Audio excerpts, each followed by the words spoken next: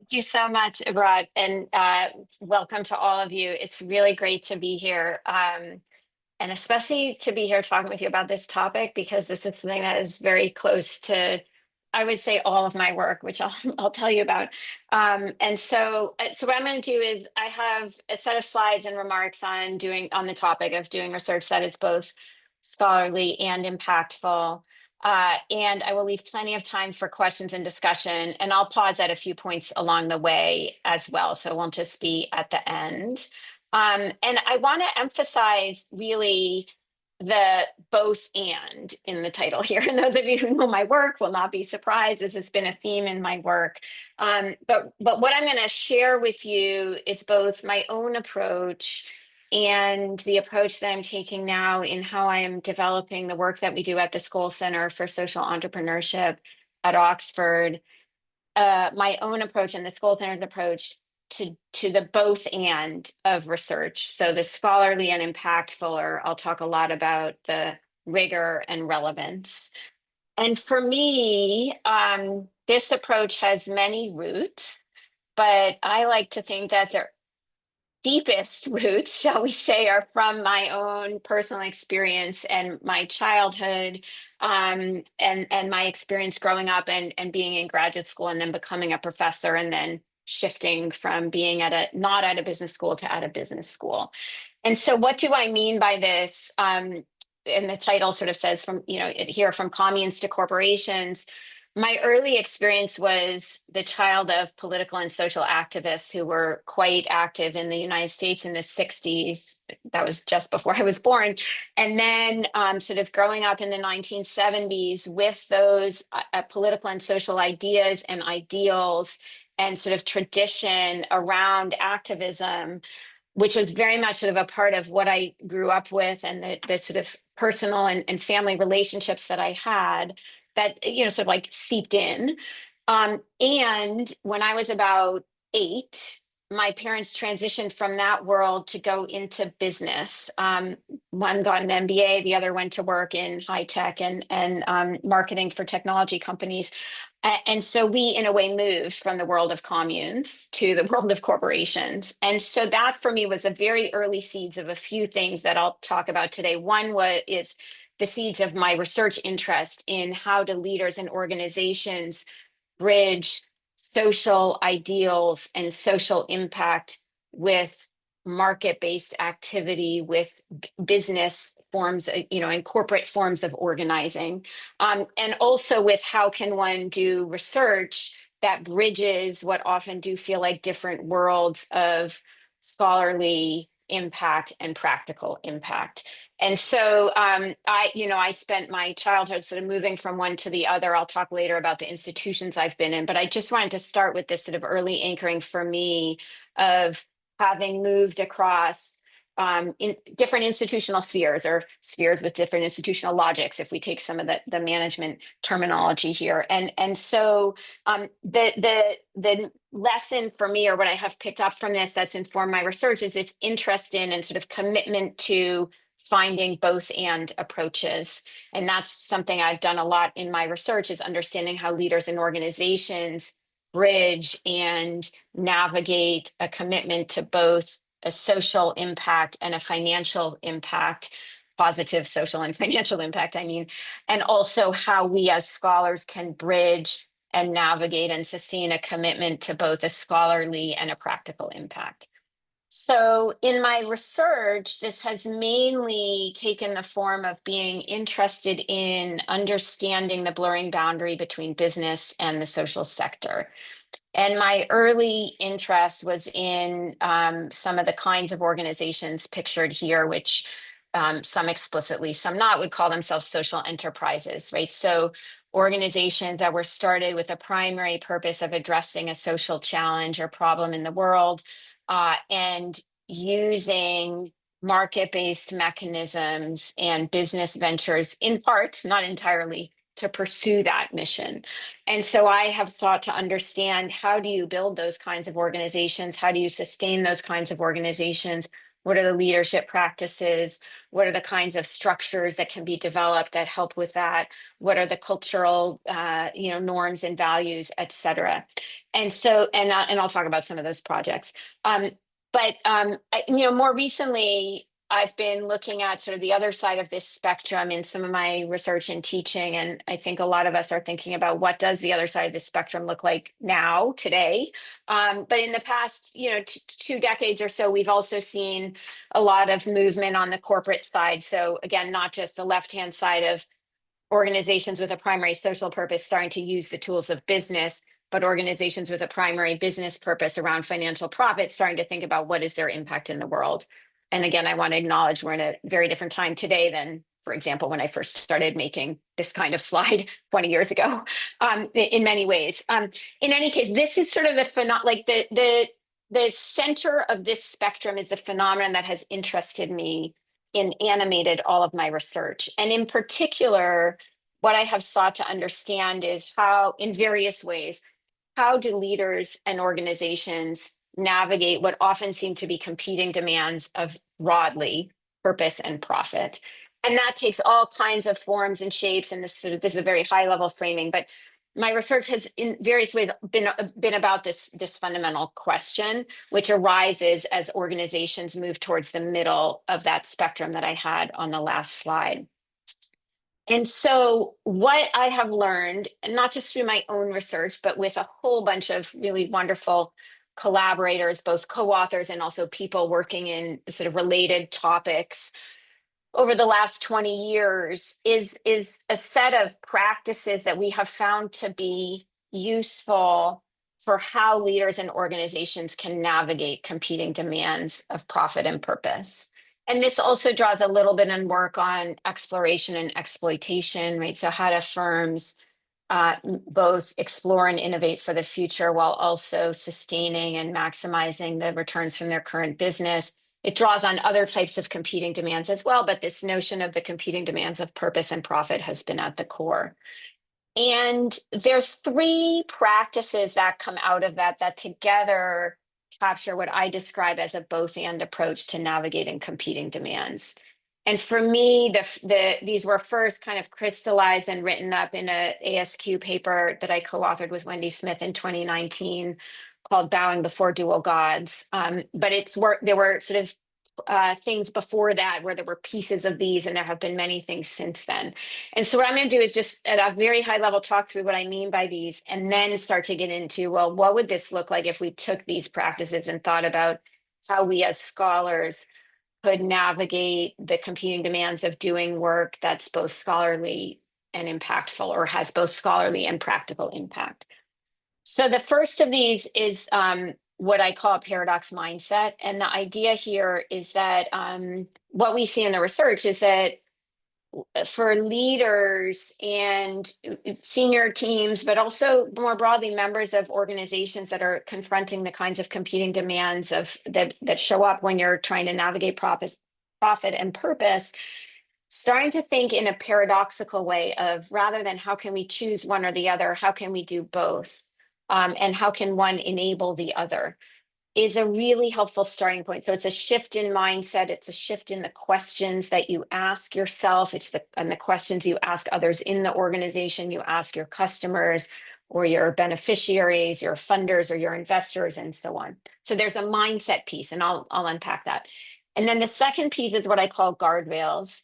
And this is the structure piece. And the visual is quite intentional here, that guardrails are the things that create boundaries within which you can work.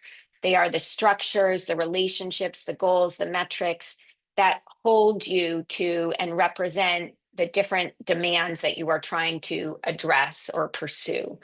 And in the research, we find that to be quite useful for organizations that are trying to pursue multiple and seemingly competing strategic objectives. And I'll talk about how in my own career and in the work I'm doing at the Skoll Centre, we use that notion of guardrails to create sort of boundaries within which we can work and to hold ourselves true to our dual objectives of scholarly and practical impact. And then finally, the third piece is what I'm here calling emergence. In some versions, I talk about this as dynamic decision making. That's the original term from the paper. But the idea here is that the way forward is not like a one single approach that doesn't change over time, but the openness to experimenting, reflecting, and then adapting and evolving approaches over time. So that it doesn't mean that in the moment when you publish a paper, just to use the example of scholarly and practical impact, there is the practical impact there, but it's a process of discovering and allowing the both forms of impact to emerge over time. And I'll talk about what that has looked like for me and how we approach that as at the center. So what I'm going to do in the rest of my remarks is unpack each of these and talk about how I have, some of this is retrospective sense making. I've become more intentional over time, but how these practices have worked for me in my own research and how we're building those out sort of more institutionally at the Skoll Centre, in the context of doing research that is both rigorous and relevant, as I'll talk about. And for me, the sort of rigor relevance or the scholarly and practical impact is one of a whole bunch of competing demands that we face in academic careers. And these are not certainly the only sort of three sets, but I think, so I'm going to focus on this notion of rigor and relevance or scholarly and practical impact and how we might use the practices that I've just described on the prior slide to navigate those competing demands. I think they have a lot of value also for a whole bunch of other competing demands that we face in academic careers. And so I encourage you to think about that and play around with that yourselves. But let me just start to unpack this a little bit more and talk about what I mean by each of these practices and how those have showed up for me. So the notion of a paradox mindset, what I mean by that in the context of, and I'm going to use the terms rigor and relevance. What I mean by that is that it's about in our work thinking about how one can reinforce the other, not just be in tension with the other, even as, of course, they're in tension sometimes. And just to be very concrete, I'm doing this webinar because I think this stuff is really important and I care about it. And you all are here and learning about it. And it's an hour and a half that none of us are like editing our introductions, right? Like we're thinking about, so like there's always these tensions and competing demands. And what we find helpful from the research and what I have found helpful in my own work is embracing the ways in which one can actually help the other, even as they're in tension. And that's sort of the essence of paradox, is that the commitment to seeing these as mutually reinforcing, even as you recognize there are tensions between them. And I'll just talk a little bit about how this has shown up for me, or sort of what this has looked like in my own work. And it's there's sort of, there's two parts to it, which is sort of grounded in the like commitment to doing both and to like finding ways and asking questions in ways that will allow me to do both. And so for me, and I'll go back to this spectrum, like the grounding in a phenomenon that was going on in the world. The whole motivation for me going to get a PhD was being in the Bay Area in California in the early 2000s. I was doing my MBA and a lot of the tech bubble had burst. I got there in 2000, the fall of 2000, the tech bubble had burst, or that tech bubble had burst. And lots of venture capitalists and entrepreneurs were starting to look at the social sector and to think about, oh, well, maybe there will be value in taking our money and our ideas and practices and using them in the context of organizations that were trying to pursue a primary social impact rather than a financial success only or primarily. And that was a phenomenon that got me interested, frankly, in doing a PhD and in becoming an academic. And that has always grounded me. And what was it about that was the sort of how will these mixing of two worlds play out, and how can the benefit that these new actors can possibly bring be squared with the challenges, the power differences, the deep expertise that sits on the other side. And so always for me, there was this grounding in a real world phenomenon. And that's one part of the paradoxical mindset, is the sort of commitment to the relevance, right? To like starting with the phenomenon. One of my colleagues here, Tom Lawrence, talks about this as being grounded in a problem in the world. And, problem can mean many things: challenge, puzzle, issue that people are trying to, address. But just staying grounded in that is, I think, a really important part of this sort of being able to embrace both the rigor and the relevance, right? And then the other piece is this deep commitment to the theory, right? And so for me, this has taken the form of trying to bring this lens of what I call organizational hybridity. And I'm obviously not alone in having developed this sort of line of work and the notion of hybridity as a lens, but the coupling, like the commitment to that phenomenon and to understanding it with and through the theoretical tools of OMT research and the theory.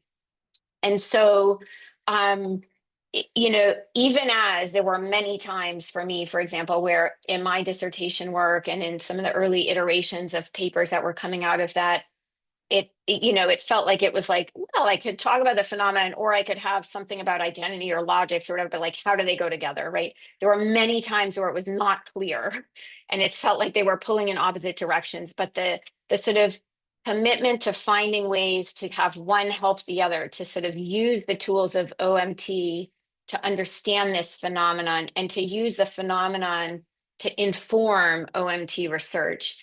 For me, that's what a paradox mindset has looked like in the context of rigor and relevance. And again, for me, the content of what was the sort of lens or the theory bit has been around organizational hybridity, which sometimes I've talked about in terms of institutional logics, sometimes in terms of organizational identities or organizational forms. But the big idea of drawing on bodies of work that give us insight into the mixing of logics, identities, or forms that have historically or traditionally been in separate institutional worlds, and bringing Isn't that lens to the phenomenon and letting the phenomenon inform that lens has been sort of the root of this both and for me. So can I ask a that's, question? Because that seems also dangerous sometimes, especially when you talk about misconduct and you have two things or everything gets combined and then things go against each other. So I'm wondering, because I'm studying misconduct of two cases, Hülsegger and Ippolito, and I'm trying to really bring that into the field, and everybody's combining everything, and then it levels out at nothing and no rules are followed. yeah. So that's a great question. And I think in the context of what I'm talking about, the sort of like balancing of the paradox mindset with the guardrails is really important. And it's that, and this is, I mean, and this is something we talk about in the original paper, and others have done work on as well, but the creating structures and boundaries and checkpoints that counterbalance the both and, they work together. So let me just illustrate a little bit more how this sort of paradox mindset has shown up in my research, and then I'll talk about the guardrails bit. Um, so for me, I'm going to talk about three papers, all of which sort of eventually ended up having the both and, but it wasn't always obvious from the beginning. And I'll talk about sort of the journey of how this sort of commitment to both helped me get there. The first one was a paper that came out in 2014 in AMJ on what ended up being about managing identification at what I call Natural Foods, which is a pseudonym for a large natural foods grocery chain that was based in the US. And this was a paper that very much started off on the relevance side with a deep interest in understanding how an organization that was clearly becoming increasingly commercial and growth oriented could also perhaps, or was trying to attract and retain people who were deeply committed to its social values, which were around promoting natural foods, organic foods, local production, sustainable production, and so on. And so there were these competing demands at play in the organization. And what I was seeing in the field, in the early field work, this was a qualitative inductive study of 8 different retail stores within the company in one particular region, was lots of challenges for employees about, navigating their own attachment to the company. Why were they there? And why were other people there? And how did they deal with the fact that people weren't all there for the same reason? Mainly, some people were there to really grow the company and generate profits for their department, for themselves, for the company. And others were there to live out their social ideals. And so this started on sort of the relevance side, if you will. And the the paradox mindset, I would say now, sort of retrospectively, is what really helped me to sort of figure, like, it could have continued to just be a sort of a relevant story of like, this is an important practical problem. Um, but what really helped me was this sort of commitment to finding, like, what's the lens that's going to inform this, right? What's the uh, theoretical conversation that I'm entering here? And I'll talk later about how that sort of seed and the way I found to combine those has enabled what the ideas in that paper to go on to have practical relevance as well as scholarly relevance. So that was one that was probably the earliest. The second that I'll talk about, and this is the paper I mentioned that gave rise to the three practices that I mentioned earlier. This was a study as well that started very much on the relevance side with a real problem in the world, and which was an organization that was trying to address and break the cycle of poverty for young people in Southeast Asia.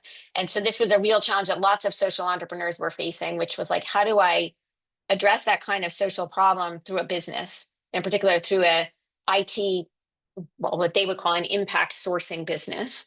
And so they were really struggling with, how do we sustain these dual goals? And together with Wendy Smith, our commitment was, well, how can we use that as a setting for advancing a scholarly conversation around hybridity? And in some sense, this is the classic, what is this a case of? How can we marry the phenomenon and the case?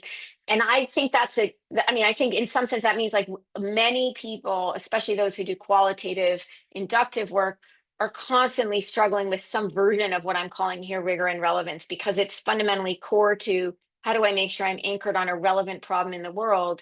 And how do I make sure that I'm drawing on and using, but also speaking back to the theoretical tools that we have available? And so, in some sense, that's, always in a paper. And we're going to think about both that and, like, what's beyond the unit of the paper. So that was the second sort of instance for me of this sort of grounding in, like, where is the both and? And for us, the notion of hybridity, and this was where we first started really writing explicitly about it, was sort of like the way forward, the sort of paradoxical approach that emerged out of this paper. And then the third is a more recent paper, where this paper is about, ended up being about meaningful work and the role of impact measurement in enabling and constraining the sense of meaningful work in social enterprises or mission-driven organizations. And again, how do you measure impact is a super challenging practical problem for social enterprises when the kind of impact they're trying to create is very long term. It's often hard to know sort of what's the causal link. And it's often tricky to get the kind of, quantitative measures that some investors or funders will want or expect. And so this paper too, like the others, was very much grounded in that practical problem and had, on the face of it, huge practical relevance. And the question was, well, how can we harness that to inform a theoretical conversation that has scholarly impact? And in this case, that ended up being around meaningful work, and how, even though we might think of measurement as taking away from one's sense of meaning as something that is imposed on, that is a form of control, we were surfacing in the data ways in which that measurement was actually enabling meaning. And I won't get into the findings, but that's sort of in a nutshell. So what I've tried to illustrate here is sort of the seeds of being able to do work that is both scholarly and impactful are in, I would say, the very early stages of picking research sites and questions and framing, and that back and forth that we all do between what is this a case of, what is this a case of, what's the empirics, what's the theory. And in some, I think that's a good thing, right? It means, like, almost all of our papers have some potential to go forward and have both kinds of impact. And we can think more intentionally about how to do that, because the seeds of it are in this sort of, what is this a case of, and how do we go back and forth between the empirics and the theory? Okay, I want to go to the second practice, which is guardrails. And this is the structure piece. I'm using structure kind of broadly. But what I mean by guardrails in this context is creating relationships, structures, and goals that help support and reinforce one's commitment to both rigor and relevance. And for me, guardrails have taken the form mainly of relationships and institutional affiliations. I mean, I do sometimes have goals around like X number of academic papers over X time frame and Y number of practical outputs over a certain time frame. But I think sort of as we all know, those are kind of fuzzy goalposts. And what I have found most helpful is the sort of relationships and institutional affiliations that ground me in and support a commitment to both. And so for me, this started early with sort of having done an MBA and being very much sort of connected into the phenomenon I described earlier of sort of the business leaders and entrepreneurs turning their attention to the social sector, and the grounding in sort of the relevance side. And then very intentionally choosing to put myself in a PhD program that was both on the rigor and the relevance side, meaning it was a joint program at Harvard between the business school and the Faculty of Arts and Sciences. And it very literally bridged two sides of the Charles River in Cambridge, or between Cambridge and Boston. And so those two bases were anchors for me in the rigor on the one hand and the relevance on the other, and have very much informed my work and my approach. And then over time, my first job was at the ILR school at Cornell University. And the ILR school was an amazing, wonderful, supportive place to be a junior faculty member. And it was a place that very much valued scholarly outputs and really anchored me in how to do that, the importance of that. At the same time, it was part of and is part of at Cornell, being Cornell University as a land grant institution, it was part of the public side, is part of the public side of the university, and had a deep commitment to outreach and to engagement. And so there was always this other side to the work and to the expectations and the norms and values in the faculty. And I have more recently come to an institution where both of those things are there, the rigor and the relevance, but at Oxford and at Saïd, very much sort of amped up on the relevance side and the commitment to not just doing the scholarly work, but to having impact. And in fact, our new tagline is impact from within for the school. It's a place that absolutely values academic research, but where there's the opportunities for relevance, and I would say the sort of guardrail around relevance is very strong. And so for me, that was an opportunity to sort of balance out what had been my main focus at Cornell. And partly, of course, this is a career stage thing, right? I was, pre-tenure and then tenured there for a few years before I moved to Oxford. And so that was a time when I was really focusing on the scholarly impact. And I have moved to a place that has embraced and allowed me to embrace more explicitly the sort of dual focus. And then most recently, and I'll talk more about the Skoll Centre in a few minutes, at the Skoll Centre, which is the Skoll Centre for Social Entrepreneurship, sits within the business school at Oxford. The notion of scholarly and practical impact is in our DNA. And so I think of that as sort of a guardrail in the middle, a guardrail for both, if you will. So the big point here is not like which schools and what they've done, but thinking about what are your institutional affiliations and how can you become or think about the places you're a part of as helping to reinforce the scholarly and practical impact pieces in your own work. And what I would say on this is that perhaps as important, but probably much more important, or at least differently important than the institutional affiliations for myself as guardrails, have been the people. And in particular, and I don't think Spela or Wendy are on this call, but two people who were close friends, collaborators, and co-authors from my graduate school days with whom I continue to collaborate and who serve as guardrails for me. And I would encourage all of you to think about who are your colleagues and co-authors and collaborators who can help ground you in both the rigor and the relevance. So Spela Trefalt and Wendy Smith are sort of the two who, for me, serve quite prominently in these roles. Again, they have been co-authors, they are friends, they are professional colleagues, and sources of support on the commitment to doing both. And so I think these kinds of relationships are super important. I can't underscore that enough. And so starting to build them, and the thickening of the lines on the slides here is not accidental, right? It's very intentional. The notion that as your career goes on, you want to be, and you will be naturally strengthening, and you can be strengthening these kinds of guardrails, the relationships, the links you have with institutions that help you to pursue both. And so I really encourage you to think about your relationships and your institutional ties in this context.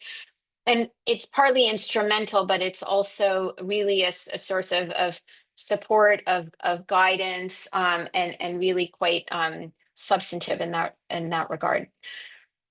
So that's the guardrails piece. I want to turn to the third piece, which is emergence. And what I mean by this is the openness to, I will say, letting decisions emerge, or letting the combination of rigor and relevance emerge through experimenting, through reflecting and adapting, rather than thinking you're going to solve it all, or you're going to figure out and you're going to know now that this paper is going to have a big practical impact in this way. You might, and that might work out, but the odds are you won't know. And the idea is set the conditions, have the mindset, create the guardrails, and then learn as the process unfolds. And I'll tell you what this had looked like in 3 of my papers, and then I'll pause for some questions. So I think I have 3 examples. Let's see. So I'm going to go back to this paper, The Bad Before Dual God. So we wrote this paper. I talked about how it was sort of grounded in this commitment to the both and, like, we're going to study this super relevant phenomenon, and we're going to figure out how to link it to a conversation in organization and management theory, and draw on some theory, and then contribute back to that theory. And we thought this has huge practical relevance, and we wanted to have practical impact, but we didn't really know, like, what was that going to look like. And the way that ended up unfolding was, as the paper was getting accepted and it was about to come out, we had started to try to pitch a translation of this piece to HBR. And so that was the first, part of moving from the scholarly to the practical impact, was we were able to publish a very short web-based piece on the HBR site that was about the core ideas of the paper as framed for companies, and what were the practices that corporate leaders could adopt to balance social impact and financial goals. And so that was sort of the early seeds of this path, right? What I found, though, was that the real practical impact has come from the way in which that piece, and the combination of the academic piece and the practical piece, has enabled me to bring these ideas into the classroom.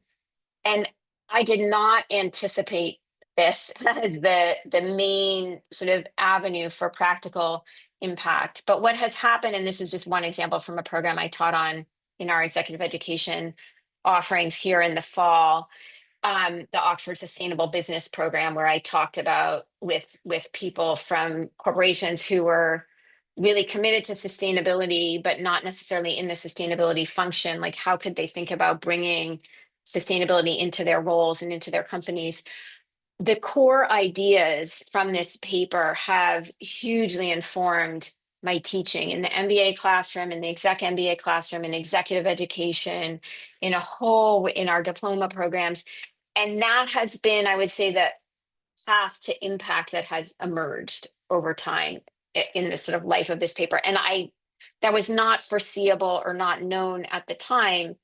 What I would suggest is that the conditions were there for it, but the exact path was not known. And the conditions were there because this was a paper that started with a practical problem. and that brought some theory to bear on it, right? So we would have something new to say to the practical side of things, that would create the possibility for this. So that's one example of this sort of emergence, where 6+ years on, this is still a sort of a path that is, the impact is unfolding and not knowable in advance. The second example is a paper that I really never thought would have any practical impact, which is an AMR paper, that was in 2014, also written with Wendy Smith, that was about multiple logics. And it's about explaining how we can better understand the implications of multiple logics in organizations. In other words, when organizations instantiate and embody two distinct and often seemingly incompatible ways of organizing sets of objectives, et cetera. And teasing apart that if we looked at the compatibility of those logics and the relative centrality or importance of them, that could help us understand what seemed to be sort of divergent findings in the research. So it felt like just like a totally academic thing. And what has happened is that as I have started to teach more and more about social entrepreneurship and social change and that blurring boundary, I bring the core 2x2 of this paper into my teaching in that context regularly to help students. And I just did this the other week in the entrepreneurship course that we run for the MBAs here, to help students understand different ways of mixing social impact and financial success in their ventures. And so what I thought was just like an academic thing about multiple logics has become a very useful tool for practical impact, again, through the classroom. And the sort of full cycle of the sort of emergence of the rigor and relevance in this paper is that Wendy and I were really honored to win the AMR Decade Award last year at the Academy of Management, which is for the most cited paper in AMR 10 years after its publication. And so it's just to underscore, like, these sort of paths continue, and the full impact on either side is not knowable up front, but you can create the seeds for it. And in fact, I should have said the seeds for this paper, even though it's a theory paper, I said it's about multiple logics, came out of that same interest in social enterprise and in the mixing in social enterprises of multiple logics. So I'm just going to give one more and then I'm going to pause. So the third example is a paper that I published in the Journal of Business Ethics with Jean-Baptiste Letrico, who's at Queen's University in Ontario, Canada, which was, again, is framed as about hybrid organizational forms. Empirically, it was about shifts in how nonprofits were pursuing social enterprises. So basically an organization that was started as a nonprofit, but then decides to launch as a subset or as a project, a social enterprise that combines nonprofit with commercial activity. And so again, we thought, okay, fine, academic paper. Knowing that there was some sort of real problem in the world and a phenomenon that lots of nonprofits were trying to figure out, the first step towards practical impact was a translation piece, which came out in Stanford Social Innovation Review. And that was an effort, sort of a traditional, from, if we might say, from rigor to relevance, right? Sort of take the academic piece and translate it. The more unexpected part of the emergence of the dual impact for this paper has been that through the Skoll Centre, we've been engaged in a bunch of non-academic reports, including one last fall that was for the Global Innovation Index, which is an annual report on the state of innovation in hundreds of countries around the world. And they were interested in a special report on social entrepreneurship. And the core framework from this academic paper, which was, again, also in the Stanford Social Innovation Review, became a core part of this report. And so those ideas, again, totally unknowable when we were writing the paper for Journal of Business Ethics, have emerged to have a new life in reaching innovation policymakers around the world who are trying to understand how can they build supportive ecosystems to support social enterprises. So I see a hand. I'm going to pause on the next slide and then we'll take some questions. So what I've tried to narrate here is how these practices have shown up in my work. And I've also implicitly at least tried to talk about how they connect, right? So like the both and mindset of paradox is balanced out by guardrails that give you structure and boundaries, right? And then those two together allow you to like plant the seeds for the combination of scholarly and practical impact to emerge over time. I have a bit more to say about like what does this mean for what we're doing at the Skoll Centre now, which I'll get into, but I think this is a good time to pause and take some questions. Anne Marie. Yes, thank you so much, Marya. I was thinking about um, how, or I was wondering how you get feedback on the relevance of your work. So I guess on the rigor or the theoretical part, right? It's number of citations, all that. But how do you get a feel of how, its practical relevance, how that journey has been for you? Yeah, no, that's a great question. And I think um I think there's two parts to that. So one is like relevance doesn't just exist, like it's constructed or created, right? And Yeah, so I right. think one of the learnings for me is like, you know, things can become relevant or we can learn how to make them relevant if we've sort of planted the seeds well in how we develop our papers. And so the way that I get feedback on that, which first is like feedback on how to make things relevant, is by trying things out. And of course, you can try them out by trying to submit to HBR or Sloan or whatever. But for me, the biggest avenue for that is the classroom and trying to Okay. bring some of these ideas into the classroom and seeing how people respond. And the classroom can be MBAs or execs, it can be many different forms, but having people who are dealing with the problems that supposedly these ideas are trying to explain or address confront the framework is like has enabled me to refine it and think about, well, not is it relevant or not, but how can this be relevant, or what aspect might be relevant. Right, right. Yeah, that's so interesting because I also always feel like you come from a theoretical piece and you magically translate it to something that practitioners might relate to, but what that process is like, I think you aligned it a little bit. So that's very insightful. Thank you so Yeah, much. I think it's in conversation, and we don't know, like if we mostly live in the world of academics and rigor, like Yeah, we can't how do you know know? until we engage in conversation. Yeah. Yeah, thank Carl, you. or yeah, Corey. Yeah, thanks. Thanks very much. I would like to go back to the basic starting point of your presentation. And it is this belief or something that is often said that rigor and relevance are in tension.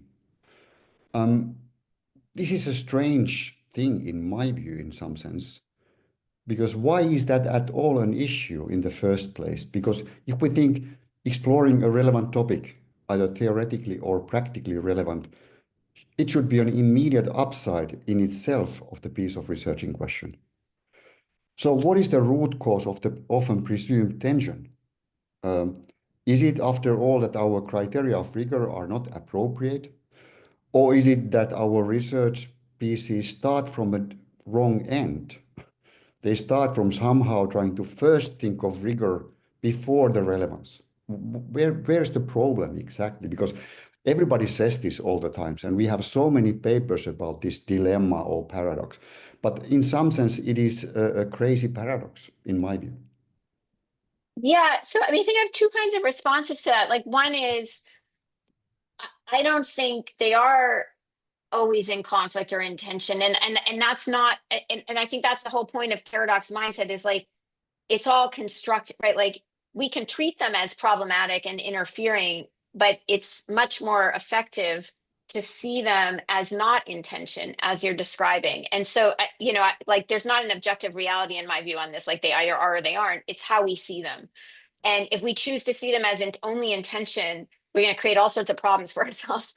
But if we choose to see the ways in which they reinforce one another and can support one another, like that's the seeds for being able to do both, right? It's like, how do we frame the problem, or how do we frame, is there a problem in the first place, is what can set us up to achieve both of these goals.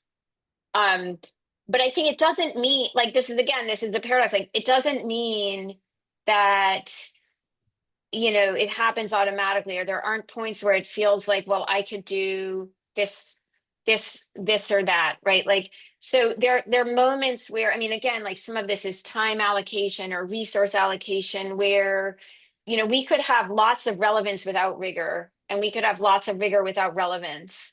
And what we're trying to do, or what I'm talking about how we could do, is to stay on the path where we have both. Right. But there are lots of ways I could be spending my time that would have no rigor, right? Which, at this point I could choose to do. I don't want to, but so that's where I think, like it starts with a commitment to doing both and the choice to see them as mutually reinforcing. Yeah, exactly. Yes, Sibel. Yes, thank you, Marya, so much. I'm going to ask more like a practical question. I mean, as a young scholar, so we are, sort of trained by also practice in writing academic papers.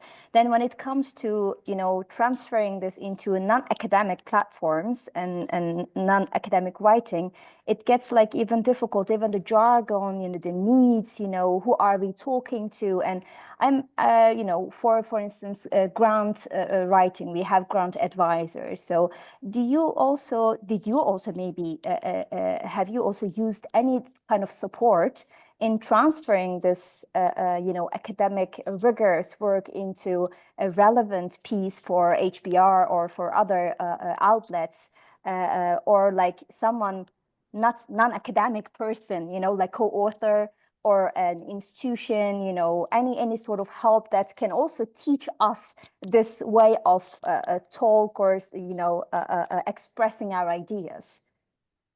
Yeah, I mean, that's a really good question. I just want to be clear, like, I am not the model of success at doing HBRs. Like, I've gotten one in on the web. Like, so I think because there is an art to that and a skill and also a set of sort of relationships around that to build the understanding of it. And so, I think it's a very good question. I think I have two kinds of answers. So one is that what I find most valuable is actually something that I think helps in writing for both audiences. And I want to give like full and a lot of credit to my colleague Tom Lawrence for teaching me about this. And some of you may know about Tom's approach to writing. But I mentioned before this notion of problem in the world. And I think I maybe mentioned the notion of lens. And so in all my academic work and in, frankly, all of my practical, sort of practical impact work, whether that's trying to pitch a piece to HBR or Sloan or Stanford Social Innovation Review, or whether that's the kinds of things I'll talk about we do at the Skoll Centre in playbooks and reports that we write, I'm always trying to, or whether it's in a funding proposal that we do, I always start with a problem in the world in plain English, like who is the world? Like what is the set of organizations or the types of organizations or individuals, and what is the problem or puzzle that they are grappling with? And that's the first paragraph of the intro, that's the first paragraph of the grant proposal, whatever it is. And that is like always a grounding. So and I think that's super important when you're going from an academic piece, if you haven't written the academic piece that way, to something practical, is like, what's the real community of people or organizations you're talking to, and like what is the issue that they care about that like you're going to have something to say about? And then the second piece, which you need even in a purely practical output, is what Tom calls, and I now also call it, the lens. Now lens can be like, what's the theoretical lens you're bringing to it, but lens can be like, what's the aspect of that problem that you're going to focus on, or the way you're going to focus on it. So, and it's just, you're kind of like, if this is the whole big problem in the world, I'm going to take this approach to addressing this piece of it, or I'm going to see it as a relational problem, or I'm going to focus on the piece that we know is important, one piece, not all, that we know is important. And so this doesn't solve how to write for HBR, but I think it's a helpful sort of approach to writing that carries across both the scholarly writing and the practical writing. The other thing I would say, I have two other things to say about this. One, at the Skoll Centre, which I'll talk about in a little bit, we're working to build one on our team, research writers who help with that work of translation, and we have people who do that both on case studies and on sort of translational outputs. And we're working to develop early career scholars, postdocs, and junior faculty who are committed to and want to work across both those kinds of outputs and have the sort of dual impact. And there are many forms of written outputs that are not HBR, Sloan, et cetera. Now, those have the advantage of like a big audience, but there are many ways to have impact. We self-publish a lot of, well, not a lot. We are self-publishing reports and playbooks, and we are building that, and case studies, and sort of building that. But my view is that you always want to be thinking about the breadth and depth of that impact. And so for us, and I'll come to this, like in our cycle of impact for the Skoll Centre, those outputs, those sort of practical, non-academic written outputs, whether that's an HBR or a self-published playbook, are really important. But the other key piece is not the written, but the bringing people together and engaging in conversation around the ideas. And that can be in the teaching, that can be in convenings or whatnot. And so I think I just wouldn't underestimate that as another piece. And that's its own skill set, of course, right? But that's another piece of the relevance side, is not just the written outputs. Yeah, so that was a very long answer. No, thank you for the insights. I think it's also a matter of time and practicing, but being on the way, on the journey, and yeah, picking it up, I guess. Yeah. Yeah, I mean, I think what I would say is like, I'm talking to you now after many years of trying this and modifying, and like that's the wavy line in the middle of this figure, right? And so I think it's easy to say, hard to do, to think about this as a learning journey that does emerge and unfold. Yeah. Avi. Am I audible? Yes. Yeah, thank you for this presentation. I want to refer to your presentation in terms of forming the research questions that you discussed. And then you moved to a slide on performance and meaningful work. And then you discussed about the paradox of rigor and relevance. And then the guardrails, which create boundaries and institutional logics that you talked about.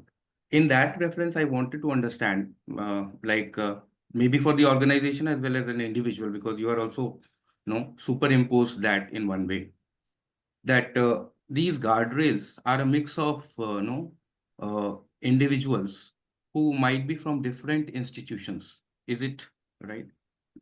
And as an organization or as an individual, I pick up a set of guardrails because of certain reasons, right? So what's the proportion of these different kinds of guardrails, and how does one define that for an organization? Why I'm asking this, because when I look at the ambidexterity literature, organizational ambidexterity or hybridity, you say.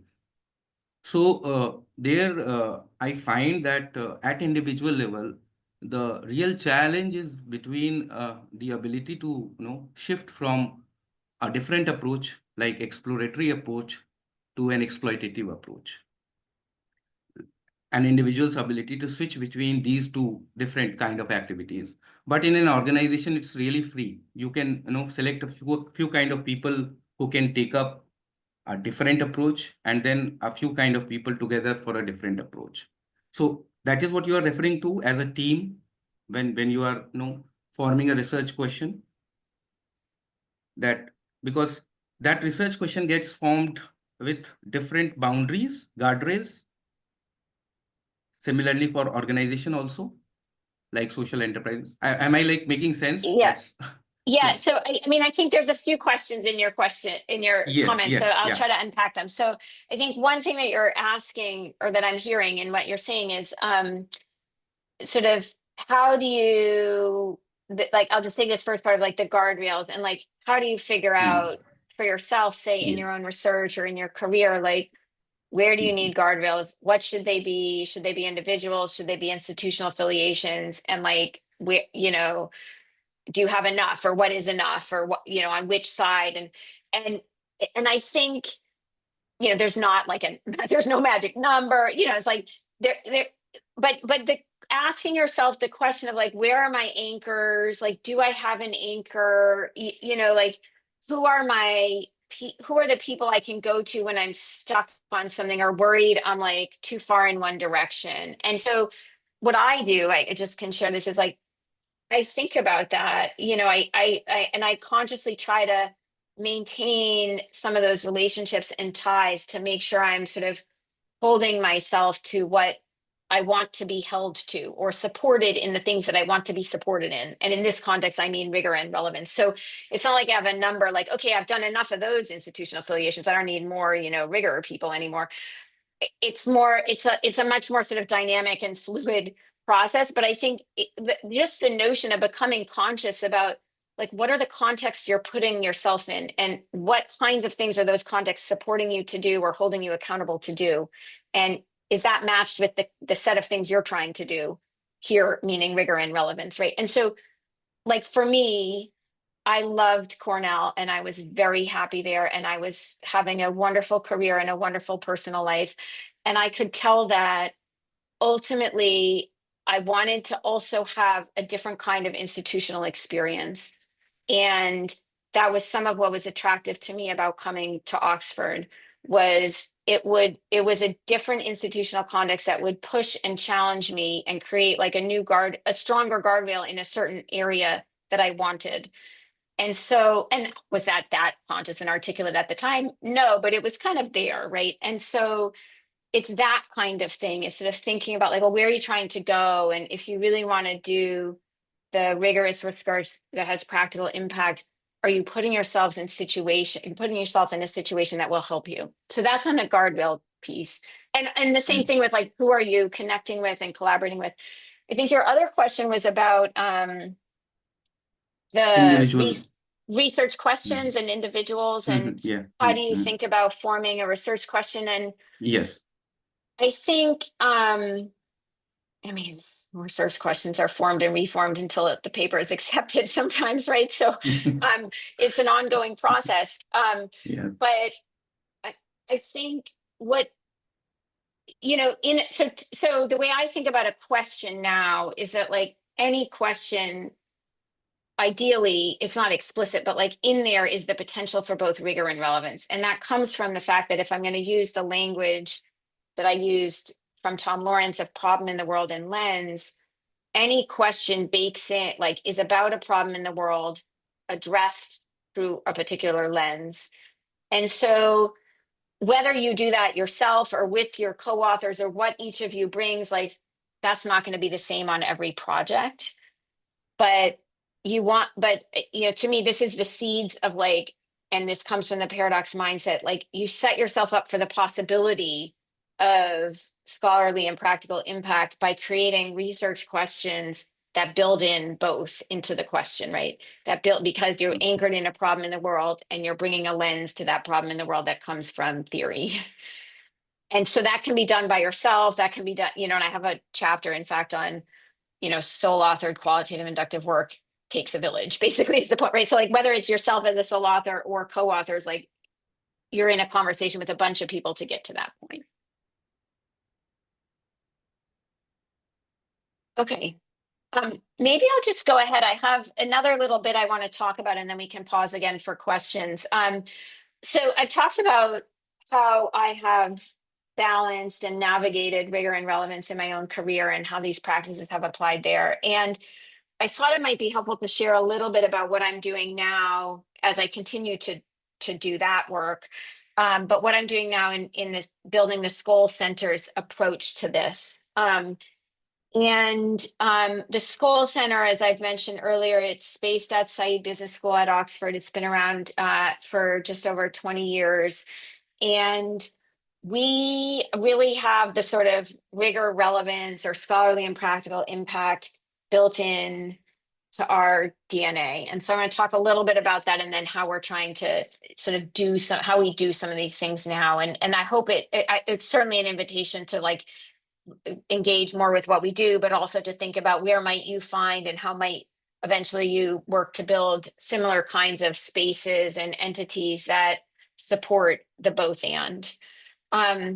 So just a bit of context. So the center was founded in 2003 in a partnership between the Skoll Foundation and Saïd Business School. And at the time, the ambition was to advance social entrepreneurship and social innovation and impact. And this was at a time when at least the language of social entrepreneurship was rather nascent in the North American and European context. The practice was there, I think it has expanded considerably, but it was seen as sort of like being at the start of building a field. And the ambition and the funding was very much to do education and really to bring social entrepreneurs to the business school and to have them learn the tools of business and to have more traditional MBA students learn about social entrepreneurship. So there was an education component, which is a huge practical impact. There was a research component, which was in a chaired professorship that my colleague Alex Nichols holds. And there was always a practice or community component around bringing together and building a community of practitioners who were social innovators and social entrepreneurs around the world. And so I mentioned the Bringing Social Entrepreneurs, that was a Skoll scholarship. The faculty chair was sort of that research piece. And then the bringing together was and still is the Skoll World Forum, which is an event that happens every year in April. In fact, it's happening next week here in Oxford, that brings together, it's not academic at all. I think there'll be a few faculty members there, but mostly it's practitioners who are social entrepreneurs and innovators from around the world and across sectors. So our history is in working to build the field of social entrepreneurship through educational programs, through support for faculty research, and through convening of social innovators. And what we are doing now is very much building on that to more actively, I will say, try to like work the middle space or the overlap between these in order to produce research that is, I would say, both rigorous and relevance. And so there's a lot on here, and I don't need to get into the details of exactly what we do, but basically we still work at the intersection of these circles of research, education, and community. The field of social entrepreneurship has developed quite a lot, and has become maybe almost mainstream. And so we have broadened our focus to work not only with social entrepreneurs, but to work on systemic change processes more broadly. And so we do work on leading and organizing and building social ventures, but also shifting large corporations from within. And we do work on financing and impact investing and how might we shift flows of capital. We do a lot of work on impact measurement, and then we think about how do you scale, whether it's ventures, whether it's programs, et cetera. So sort of scaling impact. And what we're trying to do is that research, and I'll talk about on the next slide, is very much, again, it's like the problem in the world in lens. It will have a variety of kinds of outputs, but it always starts with something that there is a community of people or organizations that are struggling with an issue. And I would say, in contrast to my own academic research, where I felt because of my training and the institutions I was in early on, like there was no question that I was being pushed for rigor, and I wanted to make sure I held myself to relevance alongside it. At the Skoll Centre, like it would be easy for us to just do the relevance side and the practical impact. That's how we're positioned. That's, a lot of what the ecosystem of leaders we work with values. And so what we're really trying to do is to make sure that the relevance piece is there and that the academic piece actually enhances, again, the both and enhances the practical impact. And so a lot of that is about, it's working at the very center of these three circles. And so we have our question, like these are practical questions in the world that guide our work. This is sort of like our, what I would call like very high level research practice agenda. Like these are not tractable research questions for papers, but these are the things that we think about, like in leading and organizing. We're trying to understand, like, how do you lead and develop forms of organizing that facilitate sustainable social innovation and change?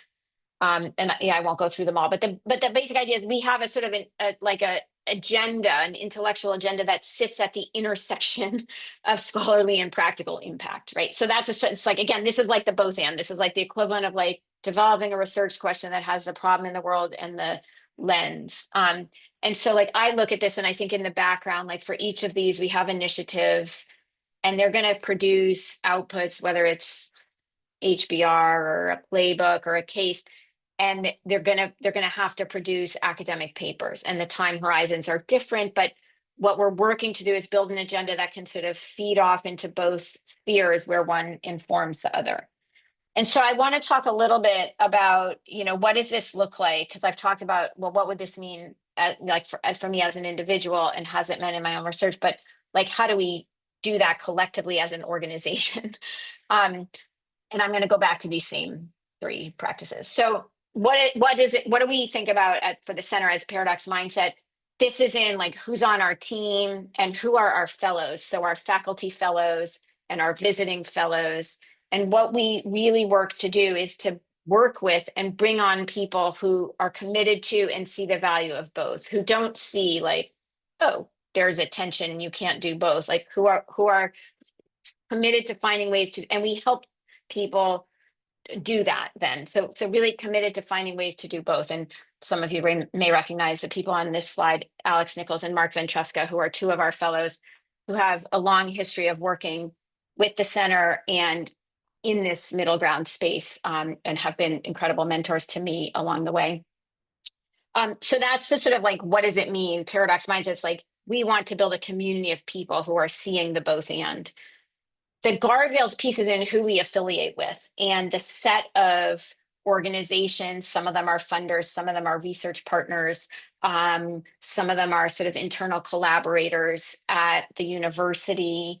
But they are our guardrails in the sense of, we're very mindful about both academic and practical affiliations. For us, we're also very mindful about working with and affiliating and building guardrails around business and what we call beyond business, so grassroots organizations, community organizations, and we're mindful as well about sort of what's the spread across different parts of the world. And so these partnerships and are our guardrails, and this is not a complete depiction of all of them. And I mentioned this earlier, this notion of like, well, how do those create the conditions for the both and impact to emerge? And the way that we think about it at the center is in this cycle of impact that I have depicted here. And I'm going to give you a few examples. I'll sort of talk it through, but it doesn't always start with the research, but I'll start there. So the idea is like, I talked about our broad questions. We really try to like define an intellectual agenda that can generate like insights, rigorous insights that are relevant for the people we're trying to speak to, right? So in one project, this is wealth holders who want to really shift how they deploy their capital and invest or do philanthropy that's much more impactful. In other projects, it might be social enterprises that are trying to figure out how can they measure impact when it's this sort of fuzzy, hard to quantify thing that has multiple causes feeding in over long periods of time, right? So that's operating organizations. In any case, that starts with the research. We have outputs that come out of that on the practical side and in the background on the academic side. And then I talked about this before. For us, the importance of bringing people together, 1, in the classroom, which is the learning programs, and 2, in convenings and conversations where we're bringing practicing leaders together. And to us, that's really core to the practical impact, is not just putting things out there to the world, which is important, but engaging people in conversation around them. I have just a few more slides I'll show you as examples of this. So one is a project, and then I'll stop again for questions. One is a project on, I mentioned wealth holders. So this is called the Ownership Project. It's really about understanding how high net worth individuals and families are or could be thinking differently about how they deploy their wealth and how they build their organizations, sometimes family offices, their businesses, their holding companies, their foundations, to do that. So there's an organizational component. And this started as a research, so that started in the research part of that cycle. And we're kind of halfway through going through that cycle with this project where there's academic papers coming out, there's case studies, and there's a self-published translational series that we have. And then there's convenings, and there's an elective course as well that my colleague teaches on this. So that's sort of one way. This is like the big version, like 3 years, a big pot of funding to do this, that allows us to do the sort of scholarly and practical impact. Sometimes it starts in a different place. So we have a systems thinking learning program called Map the System, which is based on a whole bunch of research, foundational on systems thinking, but it really started as a learning program, and which reaches thousands of students globally at universities around the world. What we're now doing is saying, okay, that's great, like that's the practical impact. How can we strengthen that further by bringing in some of the work that I've been working on with colleagues around systems perspectives in organization and management research? And so here we sort of kind of started more on the practical side and are now bringing back in and integrating the rigor, if you will, into this sort of cycle for the systems thinking program. And then the third example, and I'll close on this one. This is in German. This is a master's student who was visiting with us. This was his thesis, his master's thesis. And so this is the start again. This started with research. This was a project on impact measurement with a local organization in Oxford. And Jonas Weiss wrote his thesis on this. And in parallel with that academic output, which we're now bringing slowly but surely towards an academic publication, we have a playbook that we're about to release on Friday, which basically, you can see from the visual, right? Like it's a totally different kind of output, and it's meant to basically take the 4 principles that Jonas surfaced from his research and make them accessible to both funders and operating organizations who are trying to adopt what we call meaningful approaches to measurement. And we have the 4 principles, and we talk about like, how could you do that? And so that comes from the academic research. And then just to sort of complete the cycle, for us, the key thing is that's fine, that's a playbook, that's great, but people aren't just going to pick it up and know how to do it. And so we've had a series of events, I think 3 or 4 already over the course of the research, where we convene people in conversation around these ideas. And we have the next one coming up next week to do this. So it's just another example of the ways in which we go through this sort of cycle that I would say combines rigor and relevance, and the notion, to the emergence point, that it doesn't always start in the same place, and we don't always know exactly where we're going. But we have this commitment to doing both, and these guardrails that help keep us on track. So I'm going to stop there again for some questions. Either on this stuff or on some of the material we talked about, or I talked about earlier. Yeah, Sargina. Hi, Marya. Thank you for the very, very insightful session. I had a quick question about the Venn diagram that you brought up on screen, and I thought it was incredibly, it was an incredible vision to have a component of research, and then a component of community, and a component of education, and bring them together to keep the progress rolling in the Skoll Centre for Entrepreneurship. You mentioned, I noted that you mentioned there's social entrepreneurs who come in from different parts of the world. So I was simply wondering, when these three circles are coming together and there's that overlap in the middle to keep progress rolling, in the case that tensions emerge, or let's say, different stakeholders speak different lingo, how are those waters navigated? Yeah, that's a really good question, and it gives me a chance to bring up something I didn't mention. So thank you. Which is, so I think, so to me, like, that's like the difficult part and the most important part, and like where the real value is created is. So and so, I mean, what we think is sort of core to our like substantive mission of helping develop leaders who can play a role in catalyzing positive social change, the bridging of divides and the ability to hold those kinds of conversations and to learn how to, at least speak and understand, if not work and collaborate across differences, is like foundational and is the core of what we try to do. So like, how do we do that? I mean, first of all, we're very intentional about, making sure we have like who's in the room, right? Like who's at the table, sort of what perspectives are represented. And then, creating a space that's really about conversation and where, frankly, it starts with a physical space. So where we run our seminar, I mean, sometimes we're in a traditional MBA style classroom if we need to be, but we run our seminars, which is a sort of research and conversation with practice seminar, in a room that has a different feel to it, right? Like we sit on a sofas, it's a bit more like, fluid. And so okay, that's, seems mundane, but like that's part of it. And then sort of how do we, we always set things up like when we're having a panel, we want to have research and practice represented, right? And then we think about, well, who's going to bridge and who's going to sort of foster that, shared learning and shared understanding. So it's not easy, and I think we can do more and we need to do more to make sure we are really bringing in all the perspectives that we should be into these conversations. But we're constantly trying to improve on that. And I think the key is to start by being very intentional. Thank you. Yeah, Anne-Marie. Yes, just a reaction to what you were saying. I still feel as sort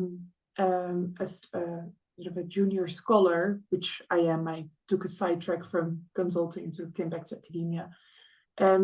It's so hard. You don't have that position yet to invite all these. So my relationality to the field is so differently. I'm doing ethnographic research, so that allows me to be part of, to speak to.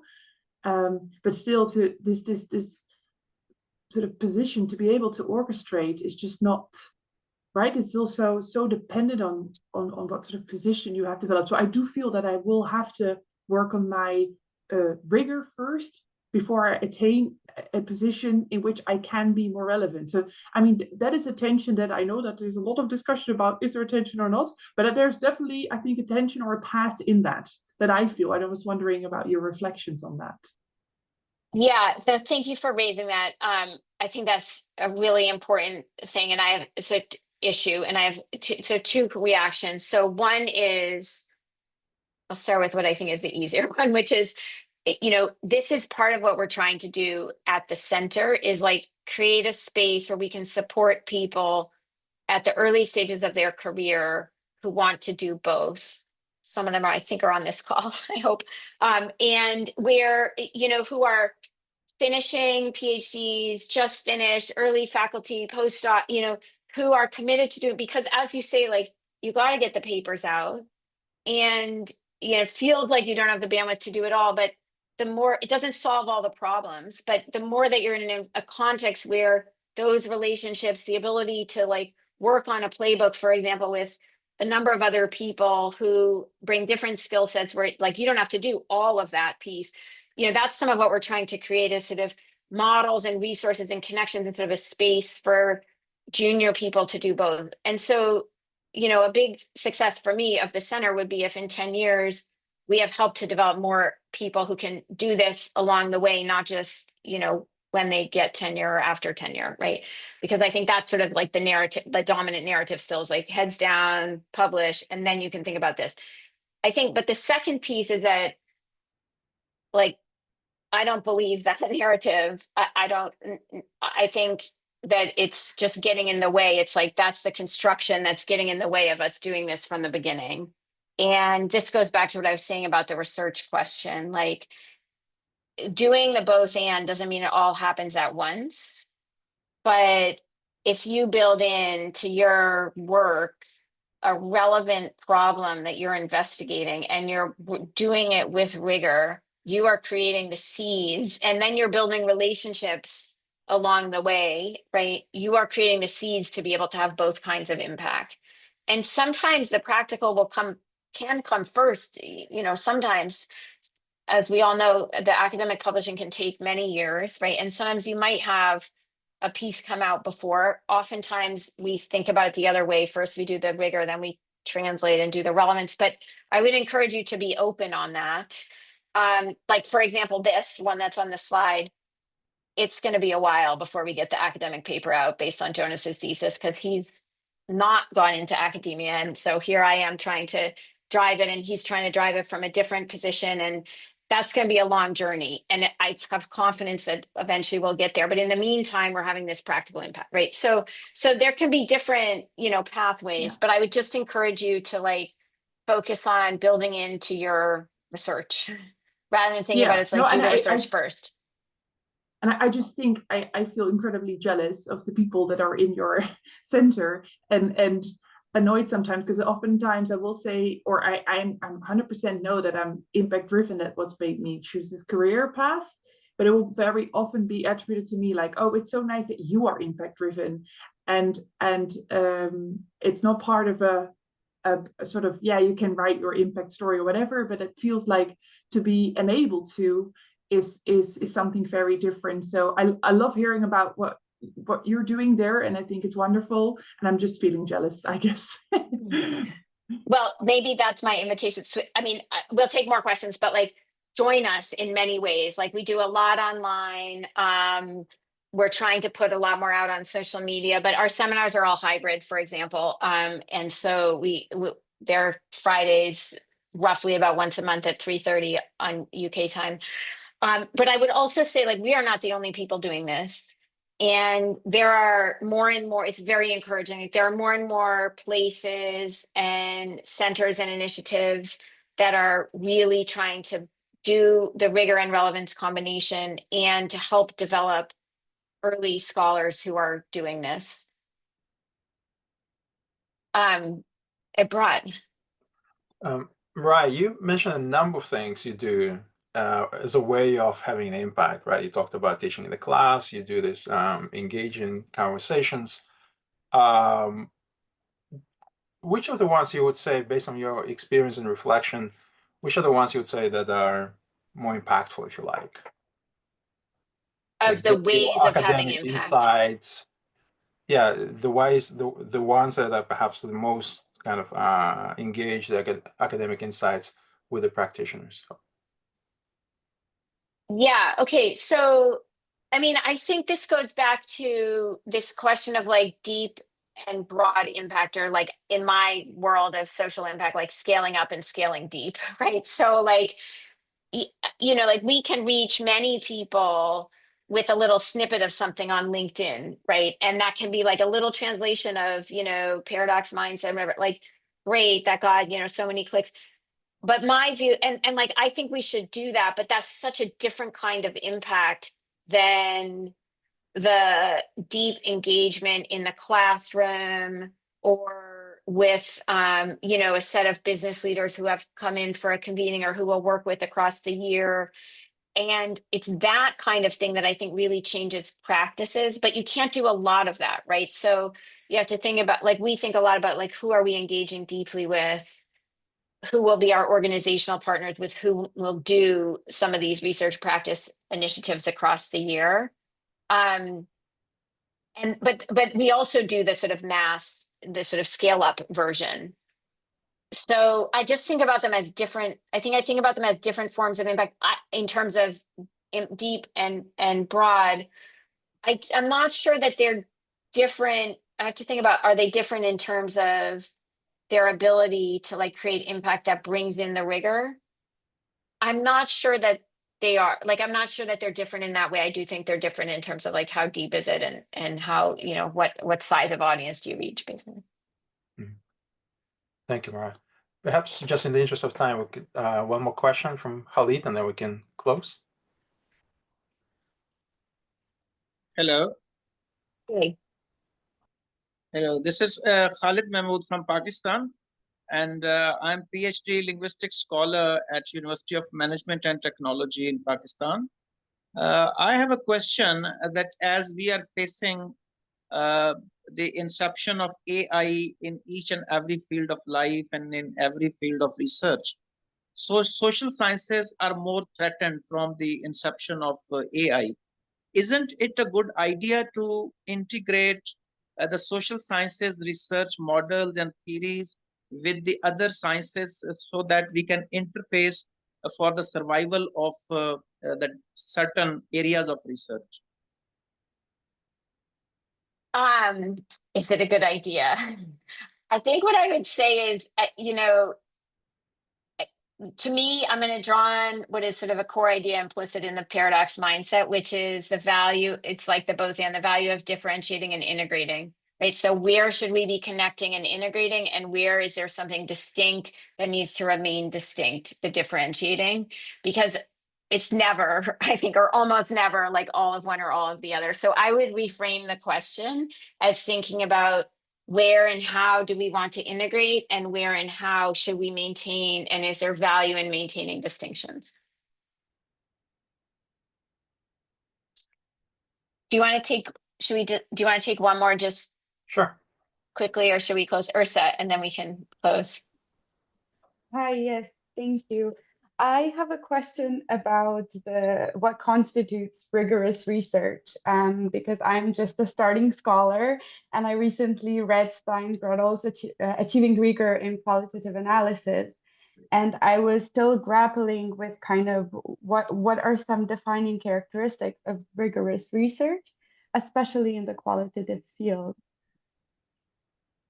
Oh, yes, that's a good question. And there's a lot of, I don't know if I would say debate, but there's a lot of discussion around that. And I think what I would point you to is there's a bunch of good articles, and maybe we can send them out as a follow-up, because I'm not going to get them all off the top of my head, but there's been one in SMJ, one in ASQ, one in strategic organizations, among others, just within the past few years on this. And I think that's what I would point you to, because it's been a topic of much discussion and abroad. Maybe you've got, I just don't have the sites at the tip of my tongue, but I'm aware of this set of papers and have been involved in conversations with the authors and others in the qualitative research community about making it clear, because there is contestation around what counts as rigor, and there is, from some voices, a pressure to sort of, make qualitative look more like use the standards of quantitative, which of course doesn't totally fit or make sense because it's a different type of research.